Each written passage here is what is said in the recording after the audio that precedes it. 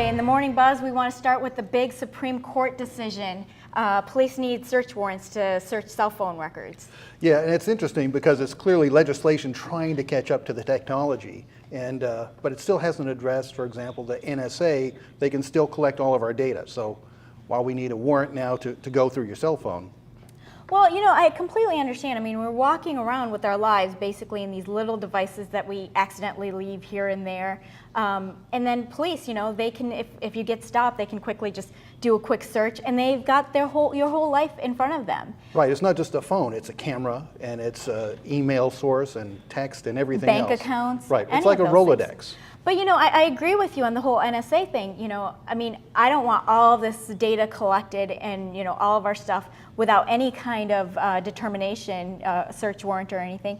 But how does this, what kind of flexibility does it give the NSA to go after terrorists who are making plans with their cell phones? Yeah, it's a lot tougher now because wars and country conflicts used to be defined by borders, and those borders aren't there anymore. So it's a much more difficult thing to figure out. But you know, it was a unanimous decision, so they're obviously giving a clear sign that, you know, this is our lives and right. You need a search warrant Right, for they it. made a stand for sure. Absolutely.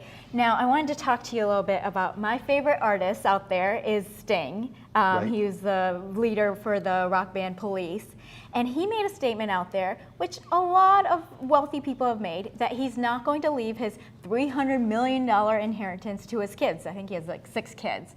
So it needed a lot to spread out. But you know, there's been a lot of uproar from people. I was really surprised. People saying, "Is he stingy?" You know, right. play on his name. And I've, you know, Warren Buffett is one of my favorite people to follow, and he years ago said he wasn't going to burden his children with enormous amounts of debt because it really does have the effect of reducing motivation and innovation in kids who are, you know, without that they'd be going out, you know, forging their own career and life. And with a huge amount of wealth at your disposal, maybe you don't have that motivation. Well, and that's exactly what Sting was talking to. You know, he was like, I want my kids to make their own way, to really get that grit to, you know, make it in life. But some of the people are saying, well, what if, you know, he gave his money so that, you know, they could start foundations and really make, you know, some big dents in the world versus just giving it away on his own. And I think one part of his controversy too was, you know, here's this world artist, you know, major artist, bringing in a lot of money, and he's basically talking like he's living paycheck to paycheck. Yeah, I'm not sure that's quite what he's doing. I think he can get by. by. I don't think he is doing that, Yeah, but yeah. You know, he was But saying we're spending everything we make.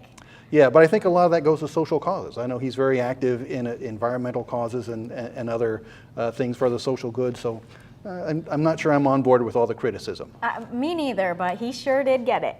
We're also going to be talking the World Cup fever because everyone's got it. I mean, there's so much hype with the U.S. And I honestly kind of don't understand how they lost, but they're still moving forward. How does that work, Bob? Yeah, this is like one of those diseases comes around every 4 years, right? World Cup fever. What happened was they played in a pool of 4. They tied for second place. They had a win, a loss, and a tie. And so they went to a tiebreaker to determine who won or who got to move on, and the U.S. got to move on. So now they go into the round of 16. There are obviously 16 teams, and now it's like we're used to, win or go home. Well, you know, Ann Coulter had this big thing. I mean, one of those, you know, offensive things that she puts out there, basically calling anyone who's a soccer fan unpatriotic. But one of the things she did talk about is that there's no losing in soccer. There's just, you know, it's not exciting because there's not enough, you know, scoring and all that. And then this just proves kind of her point a little bit that even losers get to go forward. Well, and I don't like to say that Ann Coulter proved her point. Yeah, yeah. But maybe Ann Coulter doesn't have a long enough attention span to pay attention to the game the entire time. Well, you said it, not me. Well, Bob, have you ever, we're going to move on to our next segment, have you ever sent a text that you regretted because it made you look a little ugly?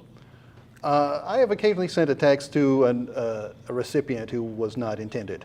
Yeah, and yeah, your team wins a football game, you want to say ha-ha or something else to a friend, but you send it to a good client, and then you have to explain it. I've had some people send things that were a little more risque than that to the wrong person. But, you know, there's also just, you know, in the heat of the moment, it's so easy to send a text.